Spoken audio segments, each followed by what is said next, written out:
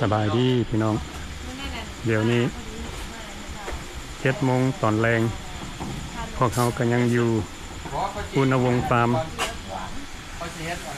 อยู่ลักษเอ็ดบ้านธานามื้อนี้เพิ่นก็สิมีรายการ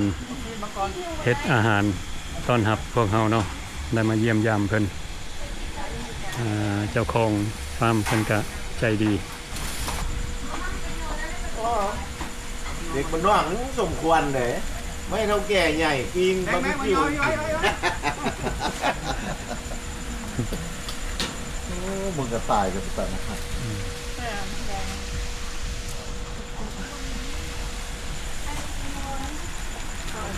เขาสิเฮ็ดแต่นะอาหารเฮ็ดสเต็กอาหารแบบยุโรปอันน่ะเพื่อรับแขกกันนะคนบ้านนอกเขาเนาะก็สิมีซีนเนาะมีลิฟอายแล้วก็มีอย่างอีกลิฟอายแต่มีทีโบนเนาะมีช็อตซีดเนยแล้วก็สลี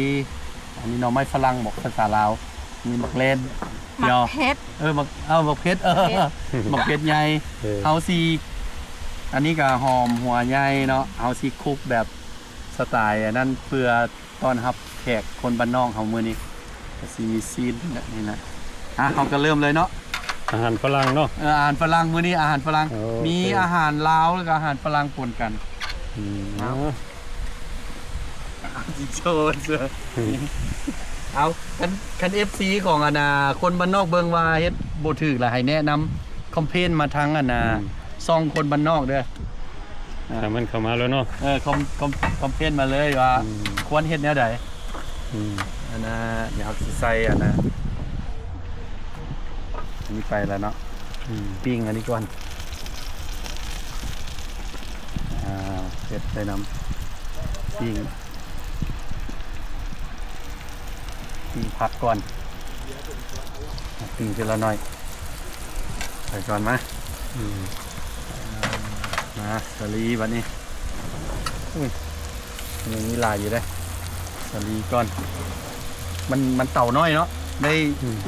อันนี้หอมหัวใหญ่โอ้กินเริ่มมาแล้ว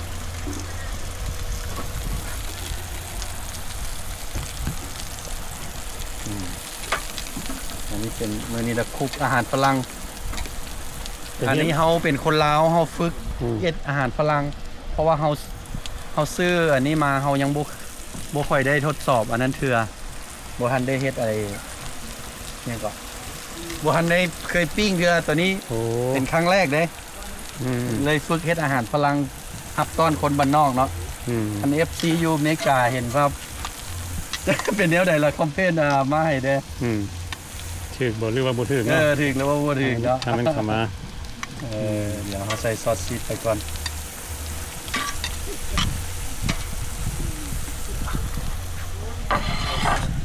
ซีนลงน้ำบัดนี้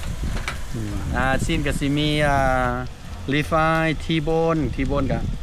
อันนี้อาจจะโบแมนนะบูฮูวานะเขาซื้อตามซุปเปอร์มาร์เก็ตอยู่ลาวเนาะซีนอันนี้เป็นสเต็กเลยเนาะแม่นเป็นสเต็กเป็นตอนเลยก็ดีไซน์ไปนั่น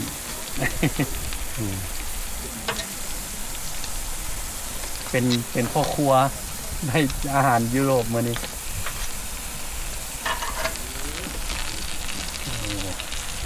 โอเคเอามาเบิ่งเอาเด้อมาเบิ่งซอยกันดีคุกอาหารประเทศอาหารฝรั่ง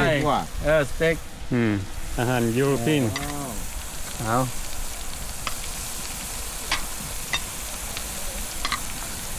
ต้นขึ้นไหนก็เป็นต้นเลยนะฝึกได้เฮียนเด้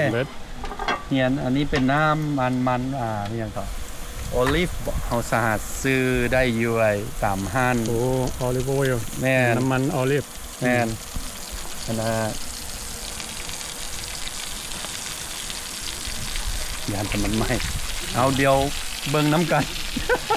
มันสิออกมาเป็นแนวใดอาหารฝรั่งเขาอาหารฝรั่งเขามันมีต้นโต โชว์ให้เบิ่งสกอช แม่นบ่บวก บวกเนาะ อันนี้ข้อยก็บ่เคย เมียจัดให้ อืม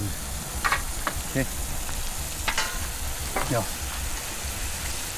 มาไปเพิ่มเมียเข้าไปใช่ต้องให้เมียสวย เบบี้ แหมนี่คืออยู่ อืม มีคีย์บน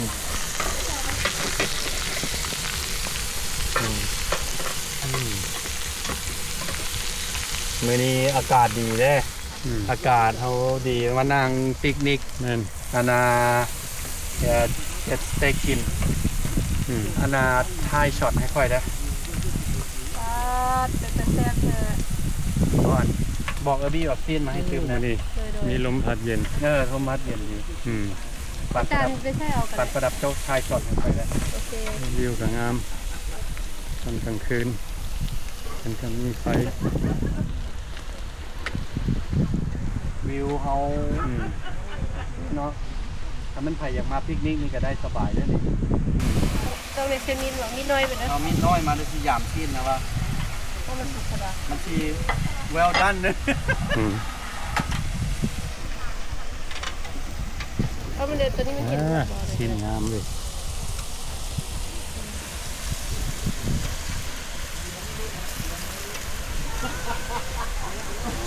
นะวันนี้เจ้าของฟาร์มเพิ่นก็ต้อนรับพวกเฮาดีเนาะเฮ็ดอาหารสู่กินเรามาเยี่ยมยามเพิ่นอยู่อุณวงศ์ฟาร์มเพิ่นก็ต้อนรับเวลคัมเบิดทุกคนผู้ใดอยากมาเบิ่งวิว เขาแก่ใหญ่ลาวได้นะทีมบาร์บีคิวให้ถูกกิน สวิมมิ่งพูลของเพิ่นนัดอันทางพุ่นเพิ่นสิเสิร์ฟน้ำแล้วก็เพิ่นสิขายอาหารกวางอาหารปลาสำหรับผู้ใดอยากมาเกลือสัตว์เนาะเพิ่นยินดีต้อนรับทุกคน Welcome everybody เด้อผู้ใดอยากมาเห็นเนาะมาเบิ่งธรรมชาติอยู่ในอุณวงศ์ฟาร์มเข้ามากลางคืนกับงามหลายอย่างบอกทางคุณสิเป็นน้ำตก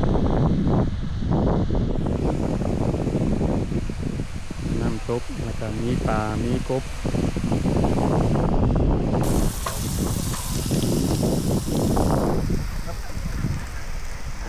สเต็กเนาะ อืม ปันประดับมาไทยตัวสเต็กลงช็อตอีกเด้อจักหน่อยเด้อมันจบตัวนั้นละไปอีกรอบหนึงจานเอามาอีกเด้อ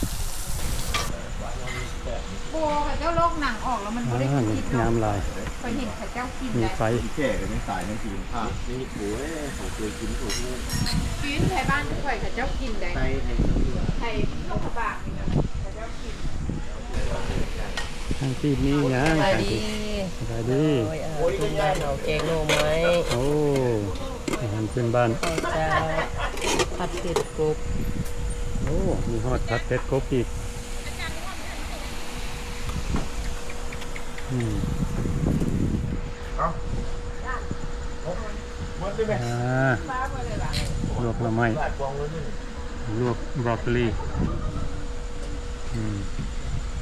มาเบิ่งดูมีหยังโอ้ แกงหน่อไม้ผัดเผ็ดกบ ตอนครับไอ้โจ้ครับผู้นี้มาใหม่เนาะ ไอ้รับใจดี ไอ้ราชใจดีโอ้ใจดีแท้เลยนะ เป็นแต่ผู้นี้น่ะคนแห้งดุ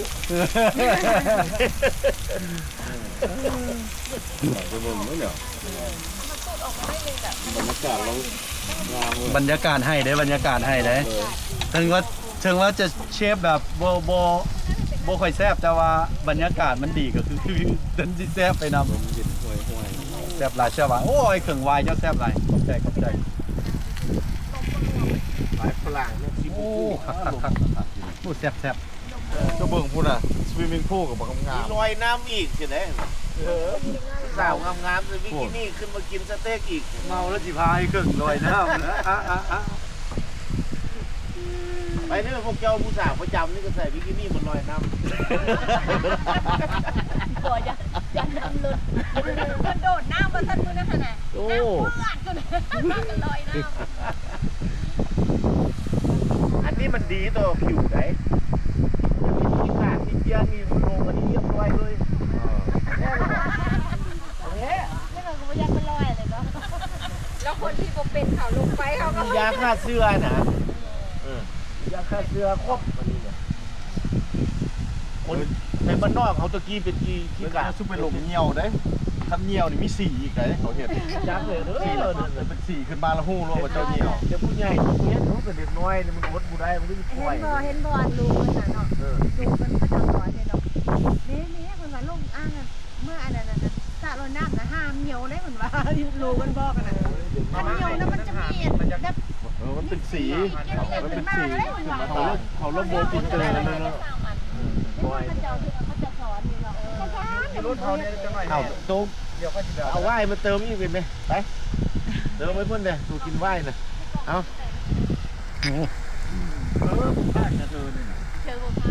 ไปจับจ่องเบียร์ได้ไหมปั๊ดบอกเอาเบียร์มากินได้ไหม นี่ปลาชนธรรมดา กาว่าว่ะ เปียกเลย มาเต็มมันงอกที่แบบ เดี๋ยวนี้จะจับเวลาแล้ว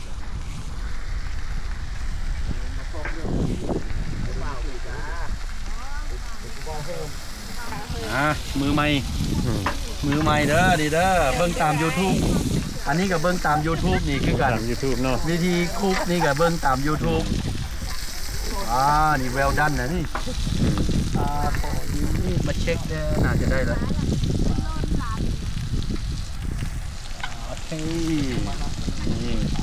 นี่ก็สิประมาณเวลดันนะตัวนี้เบิ่งโดนคือจิตคุกหลายพวกละน่าจะรสชาติตัวนี้น่าจะประมาณมีเดียมตัวนี้ยังบ่ได้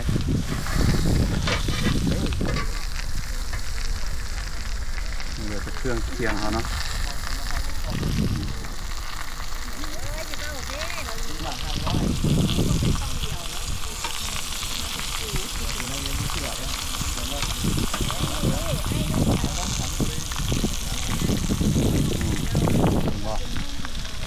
ฝีมือของคุกจากอุณวงศ์ฟาร์ม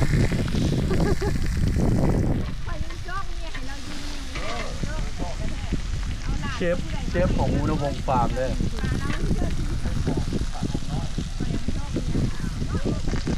วันนี้เพิ่นก็เฮ็ดอาหารต่างประเทศให้กินทุกเทื่อมาเยี่ยมยามเพิ่นได้กินแล้วนะ อาหารลาว อาหารลาวปิ้งกบปิ้งปลา เพิ่นคนบ้านนอกเพิ่นมาลาวโดดเลยอยากลองเฮ็ดอาหารต่างประเทศให้เพิ่นกินเบิ่งเพราะว่าเพิ่นมาหลายเดือนแล้วเพิ่นบ่ได้กินอาหารต่างประเทศเลย เนาะ เขาคนลาวเขาลองเฮ็ดให้เพิ่นกินเบิ่งชิมเบิ่ง อ้าวลอง ลองเบิ่งเนาะ เป็นจังได โอ้ผู้นี่นำเข้ามาอีกเลยนี่จะเบิ่งนี่ตัวไม้อันนี้ตัวไม้โอ้ยเกือบตก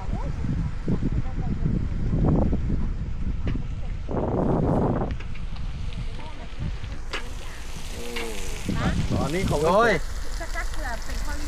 แม่นสกัดเกลือเป็นคอลิน อันนี้เขาเอื้อนตุ๋ยอย่างก่อน นกอีมูเป็นนกประจำชาติของออสเตรเลีย รถอีมุ่ง นกอีมูนั่นตัวนกเมื่อกี้นี่ นกอีมู นั่นแหละนกอีมูเป็นนก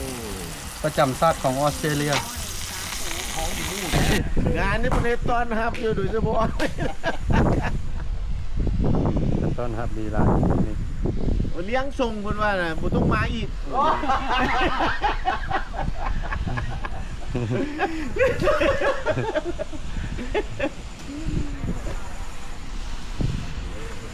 ไอหัวเราอยู่กับเจ้าดิไอหัว น้องยังมื้อนั้นกินไวน์3คนมา4แก้วจะโมงเนื้อเขาถึงมื้อนั้น3โมงว่ะ ยักษ์สูบซิก้าส่งน้องไอ กินไวจะสิวตาเด้อ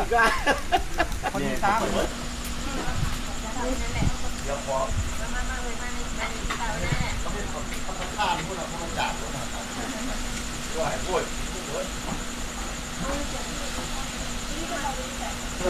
มีพัก สองซี่ยัง มีใส่กรอกมีสเต็กมักสลีแล้วก็มาไม้ฝรั่ง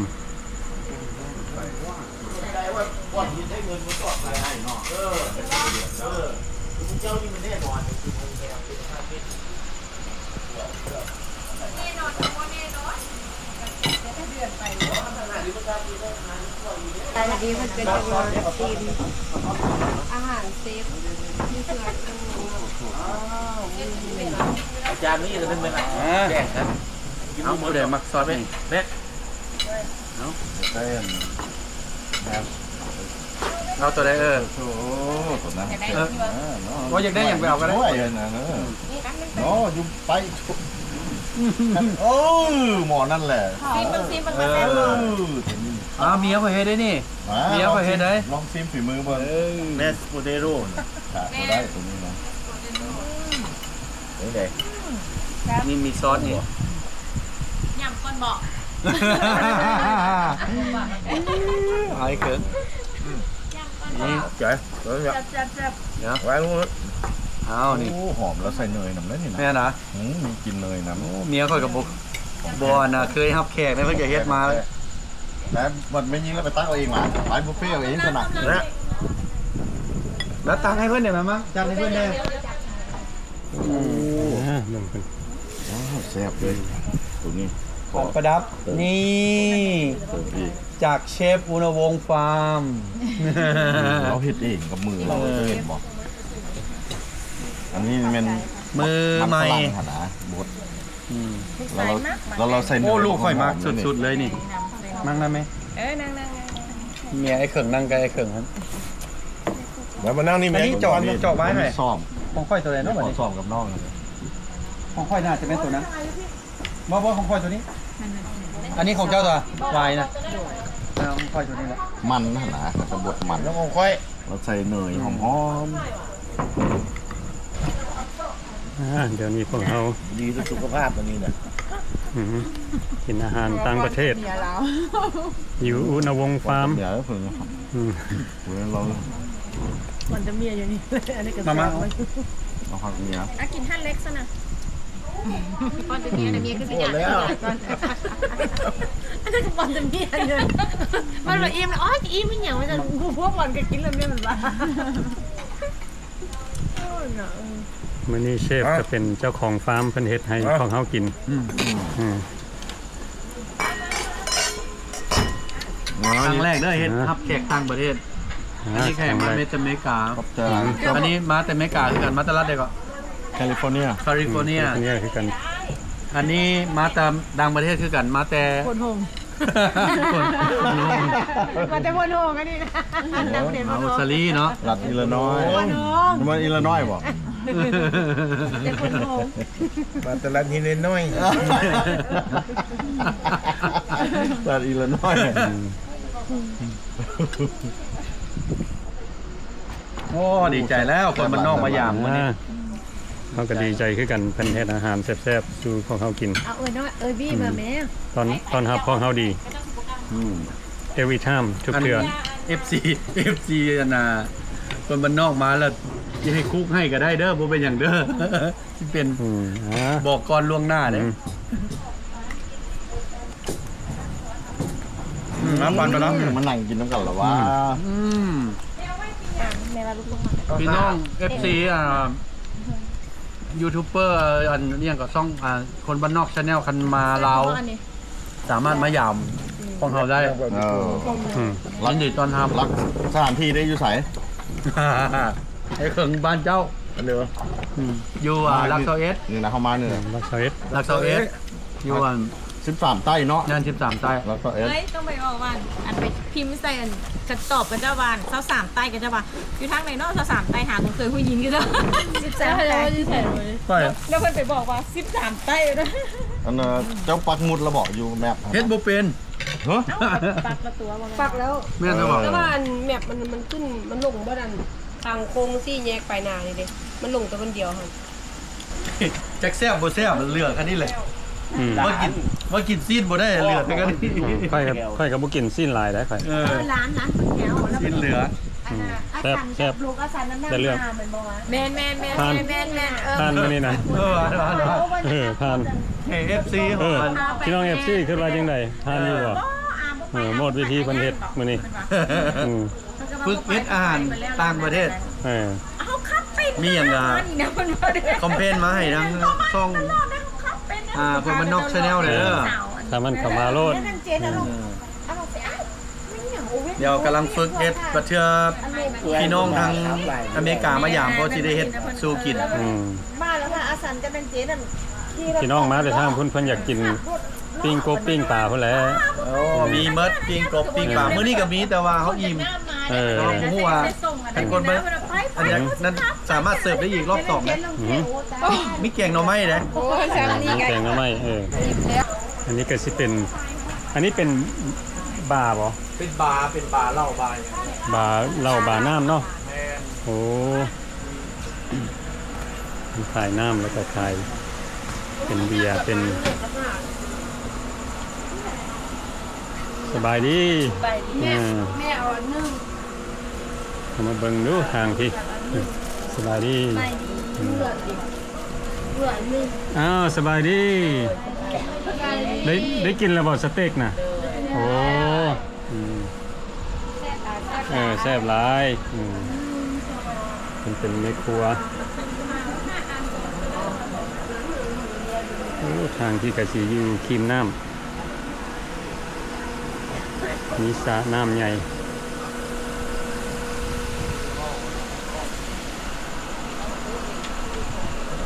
นี่เด้อพี่น้อง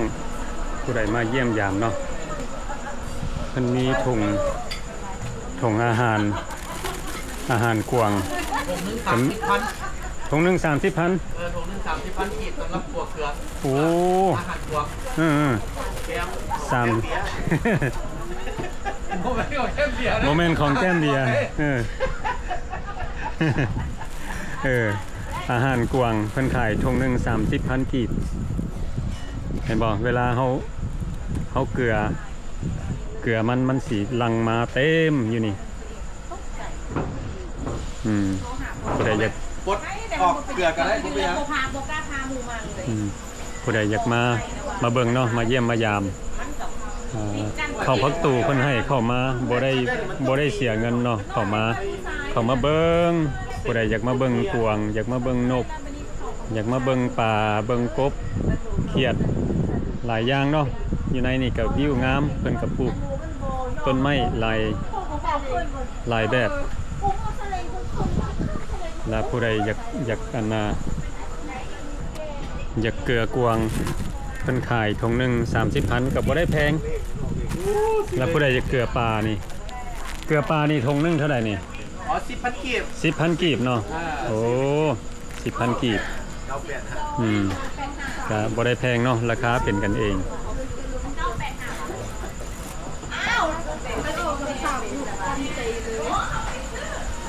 เอามานั่งไหน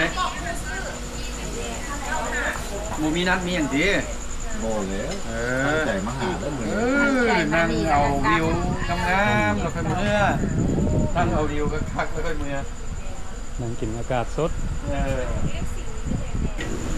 นะเพิ่นสิไปเบิ่งกบนี่ เอาให้คนอันนี้เอาไว้อะไรนี่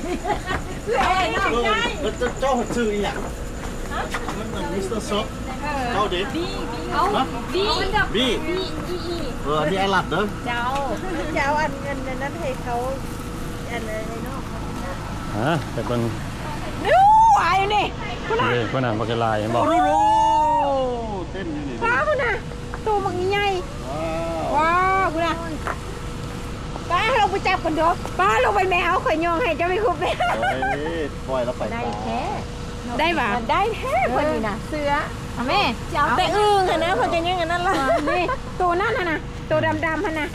บ่จะเอาตัวนั้นเด้อเอาข่อยยองให้ ปล่อยแล้วไป เอาตัวเหลืองๆค่ะเด้อตัวเหลืองๆ ตัว ค่ะ เหลืองๆมา ตัวเหลืองๆตัวเหลืองๆเพิ่นจะได้ตัวดำ บ่ได้แล้วหั่นนะ เอ๊ะโอ้เก่งเลย เราอยากได้ เพิ่นน่ะ ใส่เบิ้งเป็นได้ไหนก่อนเบิ้งรู้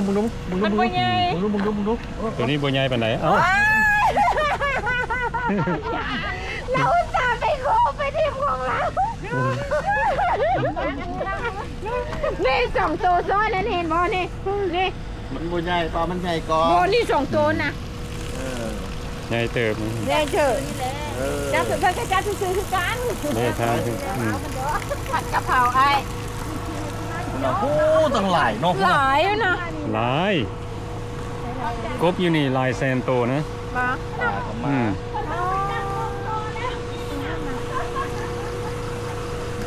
าม เดี๋ยวไปเบิ่งนี่ก่อน ที่ตัวใหญ่เนาะ โอ้ป่าพุ่นน่ะร้องเนาะ ลายเด้ปลาถ้ามันตัวใดมันยักลงพุ่นก็ลง เอามันลงไปลุก แต่ ข้างหลัง ลงไปลุ่มมาปลาใหญ่กินมาได้เด้อปลาน้ำขาด ตัวมันถ่ายอยู่ ปลาคอตัวบางใหญ่ ฉลามถ่ายอยู่ ฉลามได้อยู่นี่ลงไปแล้วมันเรียบร้อยเลยกบมันก็ลายแล้วคุณอ่ะกบก็ท่ากินคือกัน มันขึ้นมากินเองไหมเนาะ คุ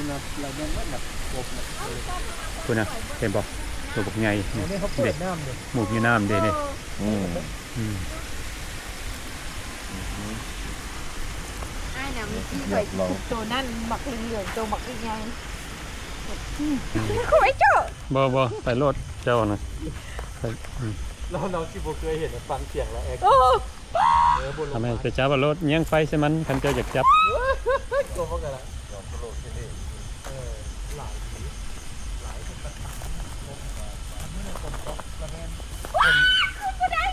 โอ้ยน้องอ้อย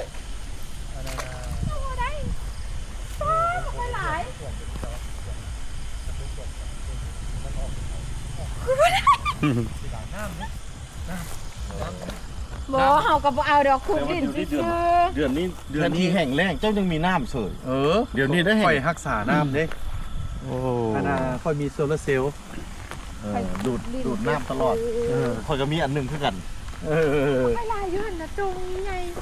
ตรง3ตัว มีอันหนึ่งคือของเจ้าหั่นแหละดูแดดมาแล้วก็ขึ้นโอ้ เจ้าซื้อน้ำอันนั้นค่อยแม่คันชะดามันถึก20,000บาท70700 ตัวชื่อเนี่ย28,000ที่บอกเขาซื้อ เดี๋ยวนี้พวกเราก็ได้ออกมาย่าง เป็นของดีนะ เบิ่งกบ แห้งอีกโอ้ หันกับแม่แม่นบ่นี่ แม่นแม่นบ่ แม่มันได้2 ปี อืม แล้ว ก ก็ บ แม่นเบิดนี่ กูบ่เคยหลาย มื้อนี้ก็ได้ออกมาเยี่ยมยามเพิ่นก็เฮ็ดอาหารสู่กิน มันมดโปรเจกต์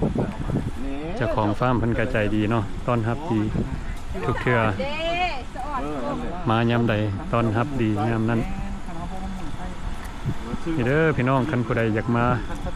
เบิ่งเนาะมาเบิ่งวิวงามอยู่ในสวนของเพิ่นเดี๋ยวนี้ก็กลางคืนละก็บ่เห็นหุ่งปานใดเนาะผู้ใดอยากออกมาแถวประมาณโมง5-6 โมงแรงเนาะสิได้วิวงามโอเคบัดนี้เฮาก็สิได้จบคลิปนี้ไว้ส่ำนี้ซะก่อนเนาะ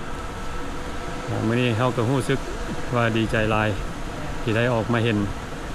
คุณวงศ์ฟาร์มอีกครั้งหนึ่งเนาะแล้วก็เป็นอย่างไรก็ขอขอบใจเบิดทุกคนที่เข้ามาเบิ่งวิดีโอของเฮา